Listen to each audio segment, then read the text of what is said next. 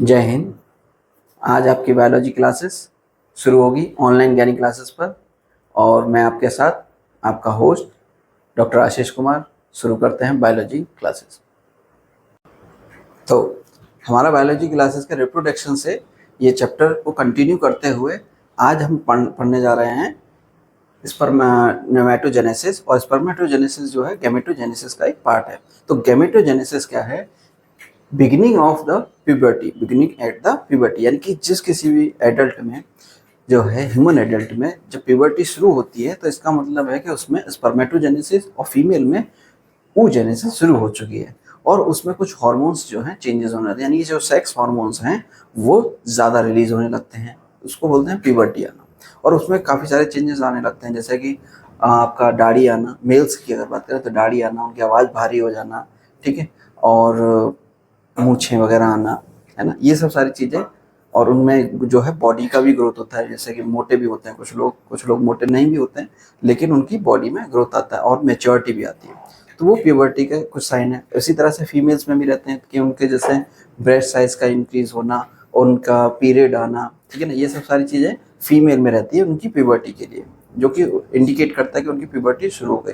तो जब beginning of puberty होती है, उस प्यूबर्टी का जो बेसिक मतलब होता है वो होता है हमारा यहाँ पर कि उसमें स्पर्मेटोजेनेसिस, यानी कि मेल के अंदर स्पर्मेटोजेनेसिस शुरू हो गई है और फीमेल में जो है oogenesis शुरू हो गई है। अब ये oogenesis शुरू हो गई है कि स्पर्मेटोजेनेसिस शुरू हुई है? सर ये क्या बात है? स्पर्मेटोजेनेसिस का मतलब है कि स्पर्म बनना शुरू हो गए, और oogenesis का मतलब है कि ओवा बनना शुरू हो गए। तो ये जरूरत क्यों पड़ रही है? क्या पहले नहीं बन रहे थे? जब कोई भी इंडिविजुअल पैदा होता है, मेल या फीमेल, तो उसमें ये तो डिटरमाइन होता है कि ये मेल है या फीमेल है, यानी कि उनके सेक्स ऑर्गन्स के आधार पर, यानी कि रिप्रोडक्टिव ऑर्गन्स के आधार पर। लेकिन उनमें जो मेच्योरिटी है, यानी कि ऑर्गन्स की जो रिप्रोडक्टिव ऑर्गन्स की जो मेच्योरिटी है, वो एक सर्टेन एज के बाद आती है, जिसको बोलते हैं प्यूबर्टी। और जो एक सर्टेन एज के बाद जो प्यूबर्टी आती है, उसके बाद वो रिप्रोडक्शन करने के लिए एबल हो जाते हैं, इसी चीज को बोलते हैं प्यूबर्टी। प्यूबर्टी का एक इंडिकेशन तो ये होता है कि ओवा और oogenesis होना शुरू हो गए। वहीं दूसरी तरफ ये भी इंडिकेशन होता है कि ये इंडिविजुअल मेल या फीमेल अब रिप्रोडक्शन करने के लिए कैपेबल हैं, यानी कि इनकी बॉडी मेच्योर स्टेज में आना शुरू हो गई है फॉर रिप्रोडक्शन। अभी क्या है कि बॉडी का जैसे ग्रोथ एंड डेवलपमेंट होता है, छोटे बच्चा बड़ा होता है, तो ये डेवलपमेंट हमेशा होता रहता है। जैसे कि ब्रेन का डेवलपमेंट जो है 14 साल तक माना जाता है कि 14 साल तक ब्रेन का डेवलपमेंट रहता है, लेकिन उसमें मेन जो रहता है वो 4 से 5 साल तक जो है ना, बहुत ज़्यादा बेसिक जो डेवलपमेंट होता है वो तब होता है। और उसके बाद जो 14 साल तक जो है ब्रेन का जो है कॉग्निटिव डेवलपमेंट जो है वो सब चलता रहता है, यानी कि लर्निंग तो हमेशा लाइफ टाइम चलती है हर किसी की। आज हम भी सीख रहे हैं, आप भी सीख रहे हो, हर कोई सीखता रहता है, ये लर्निंग तो हमेशा चलती रहती है और हर कोई लाइफ टाइम सीखता रहता है। लेकिन एक बॉडी की जो ग्रोथ होती है और डेवलपमेंट होता है, उसकी एक लिमिट होती है। जैसे कि देखा होगा कि एक पर्टिकुलर हाइट जो है, यानी कि 25 साल तक या 20 साल तक, या किसी में 18 साल पर ही, या किसी की 16 साल पर ही एज का जो हाइट की जो ग्रोथ है ना वो रुक जाती है, फिर हाइट नहीं बढ़ती है। यानी कि कोई 20 साल का हुआ, 20 साल तक तो बढ़ रही थी, 20 साल के बाद उसकी हाइट बढ़ना। तो एक जनरल वे ये रहता है कि 20 से 25 साल तक जितनी हाइट बढ़नी होती है बढ़ जाती है, फिर उसके बाद नहीं बढ़ती। बाकी जो मार्केट में जो दवाएं वगैरह आती है ना, उनके चक्कर में ना पड़ना, वो कोई हाइट वाइट बढ़ाने का काम नहीं करती हैं, क्योंकि जितनी भी हाइट बढ़नी होती है 25 साल तक मैक्सिमम बढ़ जाती है, फिर उसके बाद बिल्कुल भी नहीं बढ़ती। बाकी के जितने भी ट्रीटमेंट या कुछ भी होता है जो दावा करते हैं कि बढ़ाने के लिए, वो सब बेकार के दावे हैं। और जैसे बॉडी की एक हाइट को बढ़ने की जो ग्रोथ है वो एक लिमिट रहती है, सर्टेन एज रहती है, सेम वैसे ही हर किसी का रिप्रोडक्शन करने की भी एक सर्टेन एज रहती है। यानी कि रिप्रोडक्शन कब से कब तक कर सकते हैं, इसकी भी एक लिमिटेशन होती है। कब से कब तक का मतलब है, शुरू कब होती है? प्यूबर्टी से, फीमेल में भी और मेल में भी। और एंड कहाँ होता है? तो मेल में जो है एंड होता है जब उसका स्पर्म काउंट कम हो जाता है या स्पर्म बनना बंद हो जाते हैं। ये जनरली काफ़ी ज़्यादा ओल्डर एज में होता है, लगभग 40-50 के एज के बाद जो है स्पर्म काउंट काफ़ी कम हो जाता है, और उसमें स्पर्म की जो मात्रा रहती है वो कम रहती है, और उनकी जो क्वालिटी ऑफ स्पर्म है वो भी कम हो जाता है। क्वालिटी ऑफ स्पर्म का मतलब है कि उनकी जो मोबिलिटी का जो वो है, और स्पर्म का जो टोटल नंबर ऑफ काउंट रहता है सीमेन के अंदर कितने स्पर्म रहेंगे, वो काउंट भी कम हो जाता है। दूसरा, उनकी जो क्वालिटी रहती है स्पर्म की वो भी डिग्रेड हो जाती है, यानी कि कम हो जाती है, इतनी नहीं रहती और कम बनते हैं, यानी कि स्पर्मेटोगोनिया के अंदर स्पर्म कम बनते हैं। वहीं फीमेल की अगर बात करें तो जो ओवा रहती है ओवरी के अंदर, तो ओवा का एक सर्टेन टाइम तक यानी कि प्यूबर्टी से लेकर और एक सर्टेन टाइम 35 से लेकर 40, अब तो खैर जो 35-40 तक तो खूब अच्छा रहता है, लेकिन 40 के बाद मैक्सिमम क्या रहता है कि उनकी जो ओवा फर्टिलिटी है वो कम होने लगती है, यानी फर्टिलिटी कम होने लगती है और ओवा का जो बनने का जो प्रोसेस रहता है वो कम है, यानी oogenesis धीरे धीरे कम होती है, जिसको हम oogenesis ओवोल्यूशन वो सब सारी चीजें आगे हम डिस्कस करेंगे कैसे क्या होता है। तो वहाँ ओवा बनना बंद हो जाता है। तो फीमेल में oogenesis यानी कि oogenesis का मतलब है ओवा का बनना, जो कि एक रिप्रोडक्टिव सेल होती है जिससे, और हम जब सभी जानते हैं कि फर्टिलाइजेशन जो है, जो फर्टिलाइजेशन का मतलब होता है कि एक ओवा और एक स्पर्म जब फ्यूज होते हैं तो उस प्रोसेस को बोलते हैं फर्टिलाइजेशन, और फ्यूज होकर जब जाइगोट का निर्माण हो रहा है तो दैट्स कॉल्ड फर्टिलाइजेशन। तो ये फर्टिलाइजेशन करने के लिए, और फर्टिलाइजेशन के बाद फिर उसमें सेल ग्रोथ होती है, फिर मोरूला वो सब स्टेज आती हैं और फिर बर्थ होती है किसी भी चाइल्ड की, तो वो जो बर्थ तक ले जाने की प्रोसेस के लिए, लेकिन उससे पहले उसमें गैमीटोजेनेसिस यानी कि एक जनरेशन से दूसरी जनरेशन बनाने के लिए उसमें गैमीट्स का फॉर्मेशन होना कंपलसरी है। यानी कि जितने भी ऑर्गेनिज्म की बात करें, सिर्फ यहाँ ह्यूमंस की बात करने जा रहे हैं अभी तो हम, लेकिन अगर हम प्लांट्स की बात करें या लोअर एनिमल्स की बात करें तो जितने भी एनिमल्स रहते हैं वो सब क्या है, सेक्सुअल रिप्रोडक्शन करते हैं, और सेक्सुअल रिप्रोडक्शन करने वाले जितने भी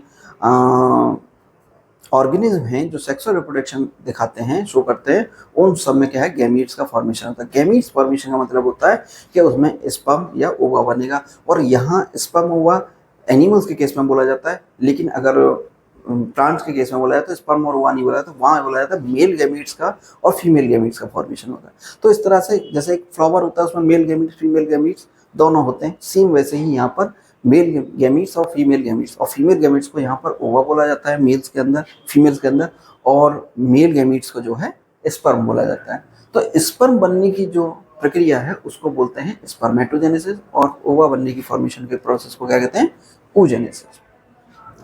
और आपका जो स्पर्मेटोजेनेसिस है, जैसे oogenesis में ओवा बनने की जो प्रोसेस है वो हमारे फीमेल रिप्रोडक्टिव ऑर्गन्स के अंदर जो oogonia होती है, ठीक है ना, उसके अंदर oogonia होती है हमारी ओवरी के अंदर, यानी ओवरी के अंदर उसका फॉर्मेशन होता है। सेम वैसे ही अगर हम स्पर्म की बात करें तो स्पर्म का फॉर्मेशन होता है स्पर्मेटोगोनिया के अंदर। तो स्पर्मेटोगोनिया जो है वो पाई जाती है आपके स्क्रोटम में, टेस्टिस के अंदर, यानी कि टेस्टिस में सेमिनिफेरस ट्यूब्यूल्स वगैरह वो सब उसमें टेस्टिस के पूरा स्ट्रक्चर पढ़ाएंगे, और हमने जैसे फर्दर पीछे वाली क्लास में डिस्कस भी किया है रिप्रोडक्शन में कि टेस्टिस के बारे में सब सारी चीज़ें पढ़ी हैं, और नहीं पढ़ी तो आप जाकर उस क्लास को अटेंड करिए जिसमें रिप्रोडक्शन के बारे में है, ठीक है, स्पर्म के बारे में, मतलब स्क्रोटम के बारे में, टेस्टिस के बारे में, वहाँ पर किस तरीके से टेस्टिस में स्पर्म बनते हैं वो चीज़। तो टेस्टिस में स्पर्म बनने की जो प्रोसेस है जिसको हम बोल रहे हैं स्पर्मेटोजेनेसिस, आज हम यहाँ पर इसको डिस्कस कर रहे हैं, ठीक है।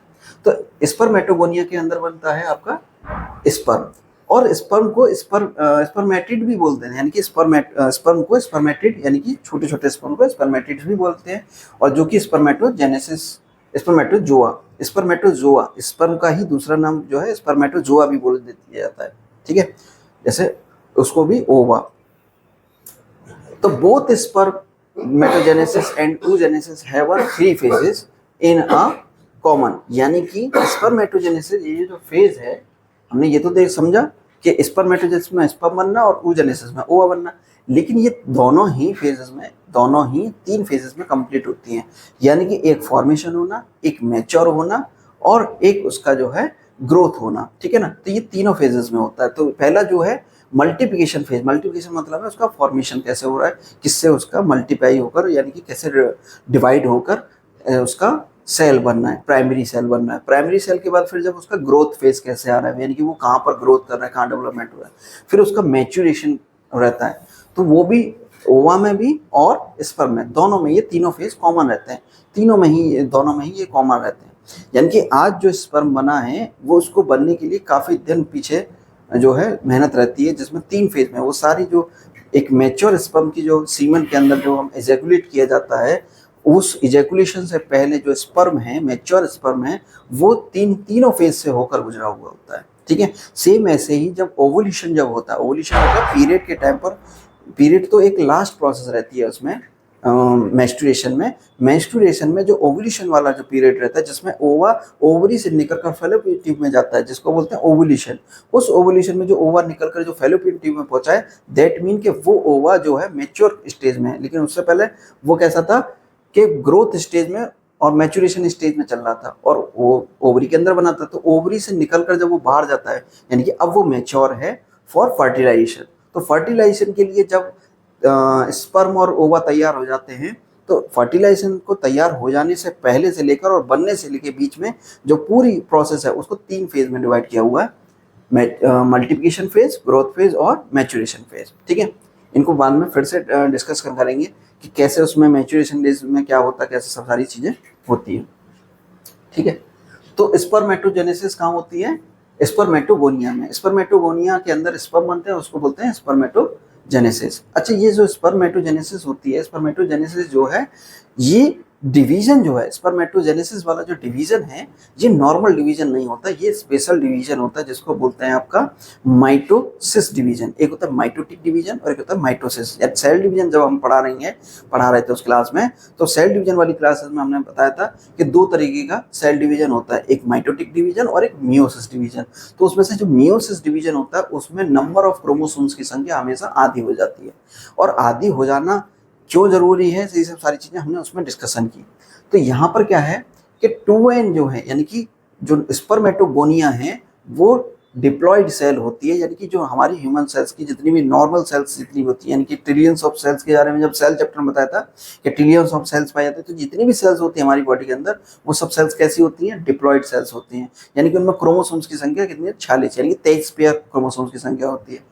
और उस 23 पेयर 46 क्रोमोसोम की जो संख्या है, लेकिन यहाँ पर जो स्पर्मेटोजेनेसिस के थ्रू जो स्पर्म बनना है, लेकिन उसमें जो क्रोमोसोम्स की संख्या है वो आधी रह जाती है।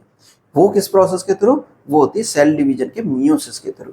तो मियोसिस में क्या होता है? मियोसिस में 2 बार जो है डिवीजन होता है। 2 बार डिवीजन होने की वजह से उनकी संख्या घटकर कितनी रह जाती है? आधी रह जाती है। ठीक है, यानी कि पहले जो सेल डिवाइड होती है वो 2 पार्ट्स में डिवाइड होती है, यानी कि 2 सेल बनती है, उन 2 सेल से 4 सेल बनती है, यानी कि इस सेल से 2 सेल बनी, उन 2 सेल की 4 सेल बनती है। उन 4 सेल जो बनती हैं उन 4 को फिर से सेट फर्दर डिवाइड होता है, तब जाकर वो सिंगल सेल में, मतलब एक जो स्पर्म है वो आपका हैप्लॉइड सेल बनता है, यानी कि उनमें क्रोमोसोम की संख्या आधी रह जाती है एज कंपेयर टू उनकी मदर सेल। और मदर सेल का नाम यहाँ पर क्या है? अगर मैं उसमें सेल डिवीजन में जब हम बात कर रहे थे कि मदर सेल से डॉटर सेल बनती है, तो यहाँ पर डॉटर सेल जो बनी है फिर वो डॉटर सेल फिर से डिवाइड होती है, फिर से 2 डॉटर सेल बनाती है, यानी कि 2 डॉटर सेल बनी है वो 4 डॉटर सेल बनाएंगी। वो जो 4 डॉटर सेल है वो जो मदर सेल थी, उस मदर सेल से उनकी जो डॉटर सेल्स है, यानी कि 2 बार डिवीजन होने के बाद उनमें जो हैप्लॉइड हो गई हैं, उनकी जो क्रोमोसोम्स की संख्या आधी हो गई है, उस वो अपनी यहाँ पर जो मदर सेल है, ठीक है ना, तो वो सेल डिवीजन का पार्ट था। तो सेल डिवीजन में यहाँ पर जो मदर सेल जिसको कहते थे, यहाँ पर उसको बोलते हैं स्पर्मेटोगोनिया, और वहां पर बोलते हैं ऊगोनिया। ठीक है, फीमेल में बोलते हैं ऊगोनिया। तो स्पर्मेटोगोनिया जो है वो रहती है क्रोमोसोम में, उसमें डिप्लॉइड रहती है, 2n उसमें क्रोमोसोम की संख्या रहती है। ठीक है, और उससे बनने वाला स्पर्म। तो जो कि immature germ cell, immature germ cells का मतलब है कि ये मैच्योर जर्म सेल नहीं। जर्म सेल का मतलब होता है ऐसी सेल जो रिप्रोडक्शन करने के लिए कैपेबल हो, उस सेल को बोलते हैं हम जर्म सेल। तो एट प्यूबर्टी के ही टाइम पर ये स्पर्म बनने का प्रोसेस शुरू होता है, जैसा कि मैंने डिस्कस किया। तो स्पर्मेटोगोनिया क्या है? उसमें माइटोसिस सेल डिवीजन शुरू होता है, जिससे पहले जो प्राइमरी सेल बनेगी, यानी कि जैसे जो प्राइमरी ओगोनिया है, ओगोनिया जो सेल है वो एक बार डिवाइड होगी, तो डिवाइड होकर क्या बनाएगी? जो पहली जो प्राइमरी सेल बनाएगी वो भी डिप्लॉयड होगी, तो प्राइमरी स्पर्मेटोसाइट बनाएगी। स्पर्मेटोसाइट का फिर से फर्स्ट माइटोटिक डिवीजन होगा, जिससे सेकेंडरी स्पर्मेटोसाइट बनेगी। फिर उसके बाद सेकंड माइटोटिक डिवीजन, यानी कि 2 बार डिवीजन हुआ, फर्स्ट माइटोटिक डिवीजन और सेकंड माइटोटिक डिवीजन। यानी कि मैंने बताया ना कि हमेशा किसी भी सेल में जब 2 बार डिवीजन हो रहा है माइटोटिक डिवीजन, तो वो सेल की संख्या वैसे ही आधी हो जाएगी। तो पहले उसमें हुआ माइटोसिस, यानी कि टोटल जो माइटोसिस है वो माइटोसिस 2 माइटोटिक डिवीजन के बराबर होता है, यानी कि ये स्पेशलाइज्ड माइटोटिक डिवीजन होता है। यानी कि माइटोटिक डिवीजन तो हो रहा है, वो सब मैंने उसमें सेल डिवीजन में पूरा क्लियर डिवीजन बताया है। तो जो माइटोटिक डिवीजन है वो 2 बार हो रहा है यहाँ पर, ठीक है ना, मियोसिस के अंदर, इसलिए इसको स्पेशलाइज्ड डिवीजन भी बोलते हैं, और ये रिप्रोडक्शन के लिए काफी इंपॉर्टेंट होता है। वहीं स्पर्मेटिड जो है जब सेकंड मियोसिस होता है तो इससे बनने वाले जो सेल रहती हैं उनको बोलते हैं स्पर्मेटिड। ये जो स्पर्मेटिड है, जब हम यहाँ पर बता रहे थे ना 3 फेज से होकर गुजरता है, तो ये मल्टीप्लिकेशन ऑफ फेज, तो ये मल्टीप्लिकेशन ऑफ फेज का जो है ना ये यहाँ पर स्पर्मेटिड है। फिर उसके बाद डिफरेंशिएशन होता है, यानी कि स्पर्मेटोजोआ बनता है। तो ये स्पर्मेटोजोआ जो है ये आता है आपका ग्रोथ फेज के बाद, ठीक है ना। ग्रोथ फेज के बाद जो मैच्योरेशन फेज बनता है तब इसको बोलते हैं हम यहाँ पर स्पर्मेटोजोआ। जब वो मैच्योर फेज में आ जाता है, यानी कि पूरी तरीके से ये क्या हो जाता है आपका मैच्योर हो जाता है। जब मैच्योर हो जाता है स्पर्म तब उसको बोलते हैं स्पर्मेटोजोआ। और जब वो डिफरेंशिएट हो रहा होता है तब उससे पहले बोलते हैं उसको स्पर्मेटोड, ठीक है ना, ग्रोथ फेज में। और यहाँ पर जो है ये फॉर्मेशन हो रहा है, यानी कि डिफरेंशिएट हो रहा है और फॉर्मेशन हो रहा है, यानी मल्टीप्लिकेशन फेज, ठीक है, जो मल्टीप्लिकेशन फेज थी। इसके बाद ये स्पर्म जो है इस तरीके से स्पर्म होता है, यानी कि process is called the spermatogenesis, यानी कि स्पर्मेटोगोनिया से सेल डिवीजन माइटोसिस होकर और डिफरेंशिएट होकर स्पर्मेटोजोआ बनने की जो प्रोसेस है उसको क्या बोलते हैं स्पर्मेटोजेनेसिस, ठीक है। After spermatogenesis sperm head become the embedded in the spermatogenesis, sperm head the embedded in the Sertoli cells, यानी कि सार्टोलिक सेल्स में चले जाते हैं, यानी कि जो स्पर्मेटोजोआ बना है वो सार्टोलिक सेल्स में जाता है फॉर मैच्योरेशन के लिए। जैसे मैंने बताया मैच्योरेशन स्टेज में जाना है उसको, क्योंकि अब वो मैच्योर होगा वहां पर, तो सार्टोलिक सेल्स के साथ चला जाता है। Release the from the seminiferous tubule, seminiferous tubule से निकलकर, जो टेस्टिस जब मैंने पढ़ाया था ना रिप्रोडक्शन में, तो सेमनीफेरस ट्यूब्यूल्स जो है, ये जो सेमनीफेरस ट्यूब्यूल्स है उसके अंदर, यानी कि जो स्पर्मेटोगोनिया थी वो यहाँ पर सेमनीफेरस ट्यूब्यूल्स के अंदर पाई जाती है। सेमनीफेरस ट्यूब्यूल से निकलकर वो आपकी पहुंचती हैं आगे जो है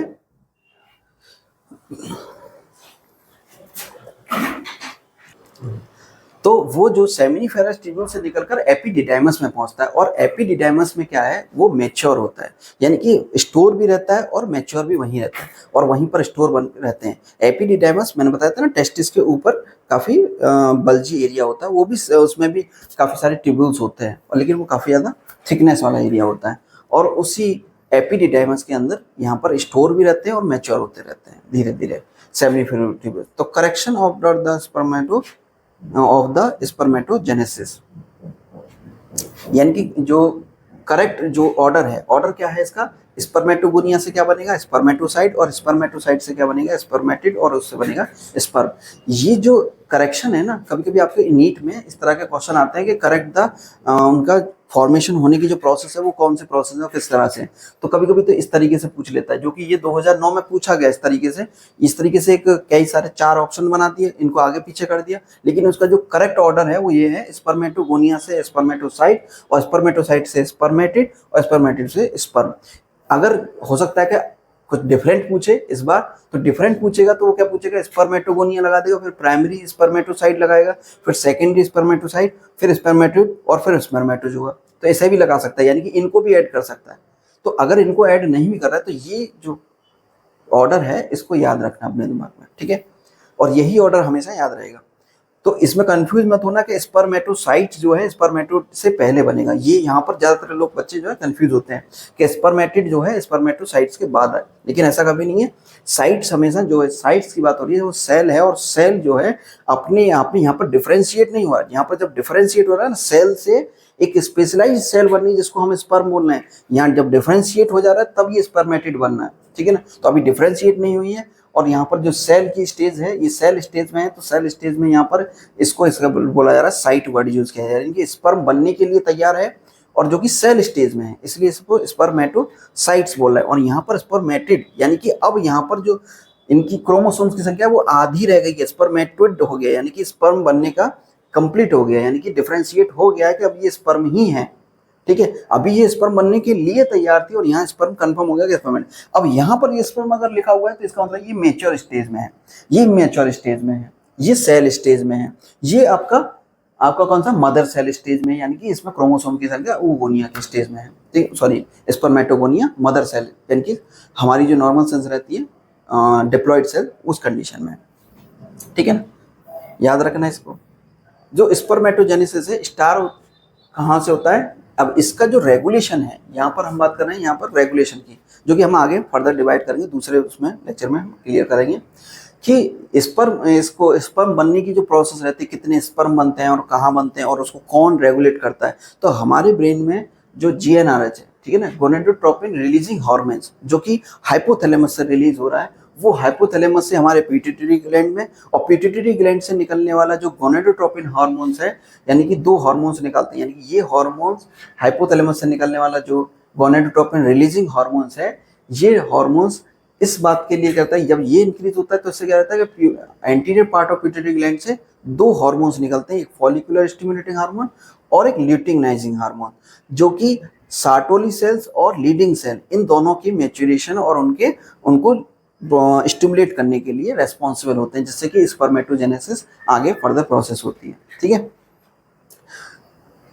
ठीक है, इसको जो है नेक्स्ट क्लास में हम इसको डिटेल में पढ़ेंगे कि कैसे वहाँ से रिलीज होता है और ये कैसे नेगेटिव फीडबैक का काम क्या होता है, नेगेटिव फीडबैक क्या होता है, ये सब सारी चीज़ें हम यहाँ पर डिस्कस करेंगे नेक्स्ट क्लास में। और फिर उसके बाद हम पढ़ेंगे इसमें स्ट्रक्चर, इसका जो स्पर्म का जो स्ट्रक्चर है वो कैसा स्ट्रक्चर होता है, रेगुलेट कैसे हो रहा है, और कौन सी सेल है, लीडिंग सेल्स क्या काम करती हैं, और यहाँ पर जो लीडिंग सेल्स थी और आपका ये और सार्टोली सेल, इनका क्या फंक्शन होता है, इनका क्या रोल प्ले है, और स्ट्रक्चर ऑफ स्पर्म, यानी कैसा स्ट्रक्चर होता है और उसके आगे जो एक्रोसोम पाया जाता है, कैसे वो मूव करता है फीमेल बॉडी के अंदर। ठीक है ना, वो सब सारी चीज़ें हम नेक्स्ट लेक्चर में जो है डिस्कस करेंगे।